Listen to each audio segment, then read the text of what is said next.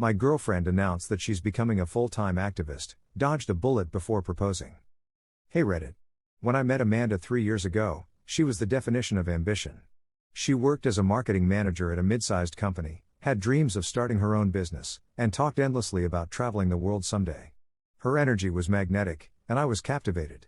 So, when she recently started becoming more involved in social causes, I thought it was just another extension of her go-getter personality. Little did I know how much this would change everything. It started small, like it usually does. Amanda began volunteering at local charity events on weekends, cleanups, fundraisers, things like that.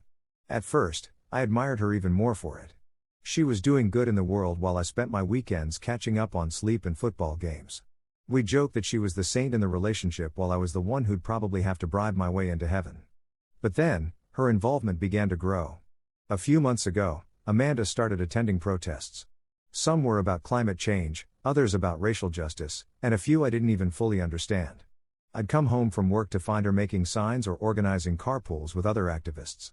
She even started posting less about our relationship on social media and more about the causes she cared about. Again, I didn't think too much of it. Everyone needs their passions, right? What finally made me pause was when she quit her job. I've been thinking about this for a while, she said over dinner one night. My work at the agency just feels hollow. It's like I'm not contributing to anything that really matters. But these movements? They're making a difference. I want to be a part of that full time. I nearly choked on my drink. Wait, so, you're quitting your job to become, what, an activist? Yes. She said, her eyes lighting up in a way I hadn't seen in months. I've saved enough to get by for now, and I'm planning to apply for grants and maybe even start my own nonprofit eventually. Isn't this exciting? Exciting?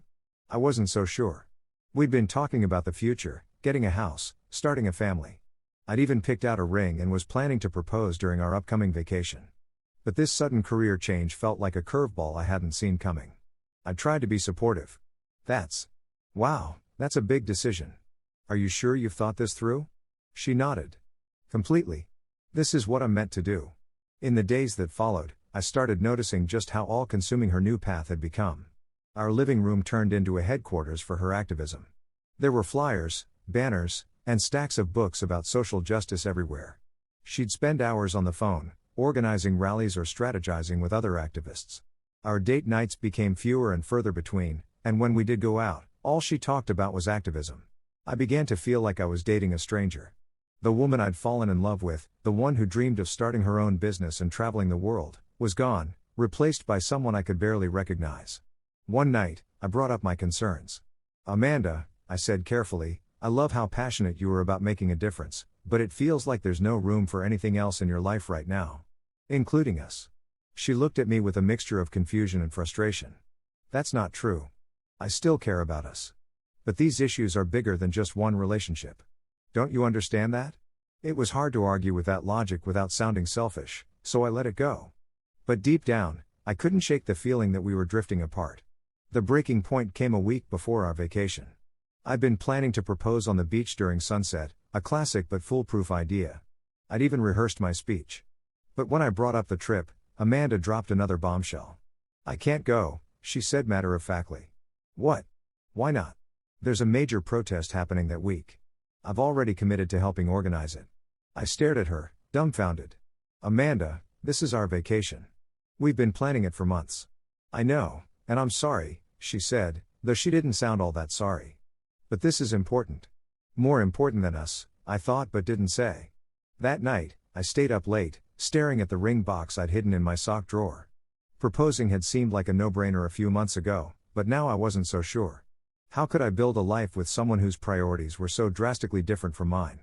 The next day, I made a decision. When Amanda came home from a meeting, I sat her down and told her how I felt. I love you, I began, but I don't think we're on the same path anymore. She looked stunned. What are you saying?